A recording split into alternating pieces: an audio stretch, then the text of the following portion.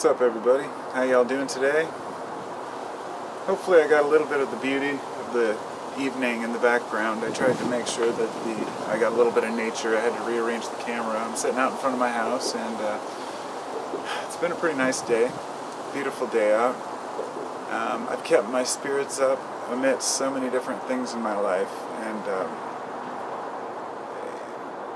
I guess I was thinking about how people treat weather. You know, if it's a rainy day, they tend to think, oh no, it's a rainy, crappy day. But for me, it's always looking at the light and what's going to come next. You know, looking at the fact that it will be sunny eventually. And ever since I was a skater, back when I was a teenager, my favorite time of year was cold December mornings. And right now being December 10th, it's the perfect time. I mean, I remember right at this time, back in like the mid-90s, going out skating with my friends, or early 90s. I think it was about 1990 actually, because we started skating about 1989, 1990 time, and all the way up into the mid-90s, as long as we could. And skating was just an awesome thing for me. And being 6'2" and lanky, it was kind of hard for me to do any. I don't know, the shorter guys were always better skaters. They were better built for it, I guess. And there were some tall guys who were phenomenal. Tony Hawk was great, of course, but having big feet helped. I have size 14 feet, and that helped to keep balance in some ways, but at the same time it worked against me when I was trying to do technical tricks. And I could do like a 180 kick flip, and that was about the best I could do, but I did a 360 kick flip once, but nobody saw it, you know, so that never counted. I don't know what I'm talking about skating. I guess I'm just rambling about life in general. I sat down to make this video and I wanted to talk about our upbringing and how it brings us to where we are, the program, the fact that you and I can maybe have a conversation on a certain basis, but on a different level not, you know, because we don't have the same interests or same knowledge or even the same, you know how to proceed with a conversation on certain topics. And it seems like it's funny because a person would think that the more topics you know, the easier it would be to have conversations with people. And it just popped into my head that, you know, you would think that, well, if you know a lot of things, you can get along with a lot of different people, and this is true. But at the same time, the more things you know, the more interest you find in amazing things that you discover. And you want to go out and share, wow, did you hear about the latest scientific discovery on this? And people just give you a blank stare. Like, oh, what's your favorite sports team? You know, I'm like,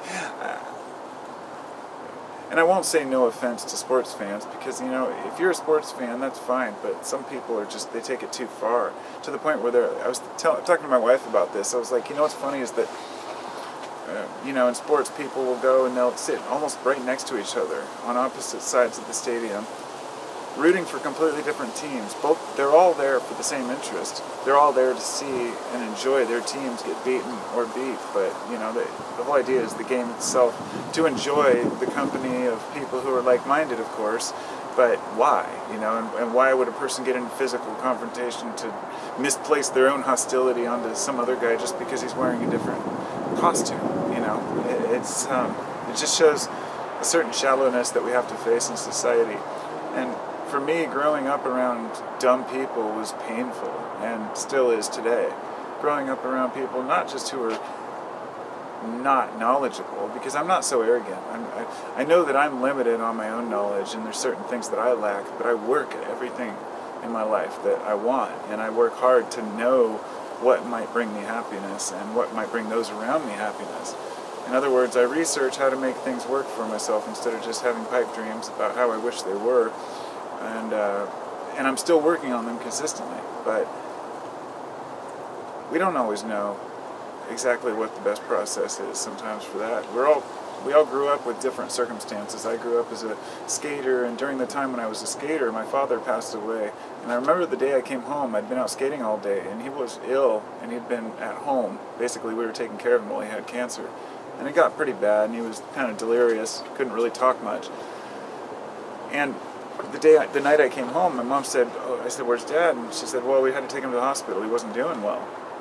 She said, if you know, we're going to go back and see him. Do you want to come with us? And I said, no, I don't. And then so I went out and went skateboarding. And when I tell people that, they say, oh, I know they're thinking, you must totally regret that. And It's like, actually I don't, because he died while they were there. My brother was there for it, and I think it kind of fucked him up. But who wouldn't, you know? He was 3 years younger than me. I was 15, so he was like 12, maybe 11, and I was 14, whichever it was. But it was tough. And I remember the day after he died, I went to school. Just to say, hey, I need to do something. I can't just sit around and mope, and I refuse to be a victim of, you know, and I processed my emotions at that time differently, and I've just thought about that because over the years I've learned how to really deal with the circumstances of life. There's a book that came out, it was called Deep Survival. I'll have to remember the author's name, but if you just Google Deep Survival book, you'll find it. There's an audio book. My brother gave it to me on disc, and so I listened to the whole thing, and it was phenomenal. It was about, you know, different stories. Most of it was just kind of, yeah, whatever, just telling good old boy stories, but it was about people who had been in intense situations in war, where people panic and make mistakes, and how important it is to keep a cool, calm, collected head when you're in a situation that's life-threatening, and extending that into every situation that we have in life, every encounter. To think before you speak, think before you act. Me being the friendly, talkative person, you know, sometimes I'll say something that I shouldn't say, maybe I should have thought over, and over the years I learned to not do that, and how to think and go, bite my tongue on certain things, you know, but on issues where it's important, it's worth saying whatever you have to say. But all of us, to me, it's amazing that humans come together on any term whatsoever, that we can relate to each other in any way, because of all the problems that we have. You'd think that, you know, things would be much worse, actually. You know, the confusion. Why isn't everybody running around completely fucking like a lunatic, just going, oh my God? Well, because we wouldn't survive. We know that we have to function. And so there's a cohesion as a group, and a coherency within that group that we have to know and understand each other. And so many people are trying to be the rebels, to, you know, the outcasts, the individuals. That's great. Individualism is phenomenal. But you can still have community, and that's what I think is hard to explain to people. You don't have to fit anybody else's mold. We don't have to conform to any societal standards. The best thing you can do for yourself is to be you, to be honest with yourself, to be straightforward, and to be true. And that's hard for some people. It really is. This is why, you know, psychedelics have been known to help people break through, but they can also make things worse. It's, you know, there's a delicate line to walk. We have to find these things within ourselves in a sober, coherent state. We have to find true love within our lives with those we love. If we're having a really hard time with certain people or a relationship, certain things like MDMA or psilocybin or magic mushrooms can be a good therapy, but it has to be done in a proper clinical setting, not necessarily with doctors, but with people, gurus who know what they're doing, people who can walk and talk you through the process of coming to terms with your fears, because too many kids just abuse psychedelics as party drugs, and it's a complete waste. But to each his own. I think we have many great tools at our disposal to start to understand who we are, you know, and we don't. My belief is that we're connected to mushrooms. We're connected to the fungal network in a way when we take these mushrooms, that it somehow allows us to almost tap into, maybe not anything, you know, mystical, but as so much as just putting us in a mode of plant consciousness. And the reason I think this isn't just because, oh, it's amazing, it's because psilocybin is almost identical to serotonin. It is the plant's version of our own chemical, which gives us our reality, our demeanor, well-being, how we feel. It's complicated, the way neurotransmitters work in the brain, but the plant transmitters also, you wonder, what are they for? And I found out recently that psilocybin and other compounds and DNA within the mushrooms can spread through spores. The spore can land on a different kind of mushroom, and it can absorb that spore and say, do I want to include it within my DNA? And it can just rewrite part of its code and add that in. Mushrooms are very intelligent. So anyhow, I got off track, I digress, but you know, yes, those can help people who are trying to find themselves too. But a person has to understand what they're trying to achieve when in our lives, but we can't be so wrapped up in what where we're going that we just confuse ourselves with not being able to find anything. We end up flustered, confused, and we get stuck. Some people have breakdowns. Some people cannot handle the way that things are, so they create delusions for themselves, and it's very easy for us. We as a society as a whole create delusions. I mean, we believe all kinds of crap that is right in front of our face. There's it's almost a movement to discount science these days because people don't want to hear any factual information. You know, it's like, this contradicts what I want to believe, so it must be funded by some government agency trying to delude us.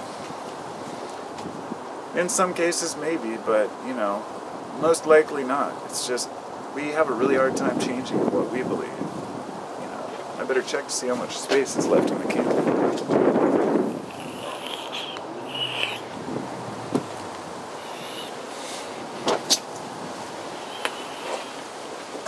So anyhow, this is my Sunday chat. I figure I'll go now. It's getting kind of cold.